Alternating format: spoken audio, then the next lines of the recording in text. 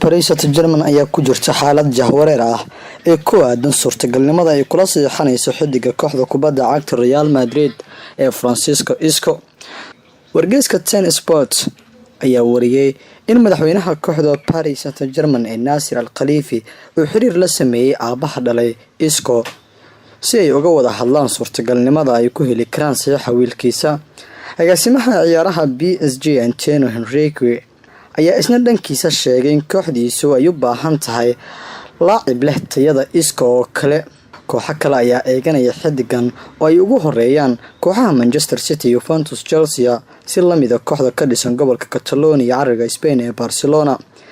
taas beddelkeeda tababaraha kooxda PSG Thomas Tuchel ayaa aaminsan in mudnaanta koowaad ee kooxdiisu ay siin doonto xiddig aan ahayn Isco, iyagoo kooxda hadda ay ku kala qaybsan tahay in xiddigaasi uu ka digo qalcadda Parc des Princes.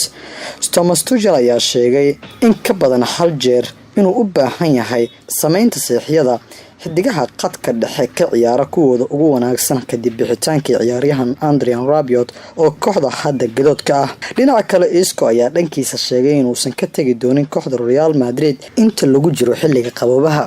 si kastaba ha ahaatee Isco waxa uu hadda yahay xiddigan ku faraxsan Real Madrid, hase ahaatee kooxo badan ayaa doonaya PSG-na waa ay u horeysaa.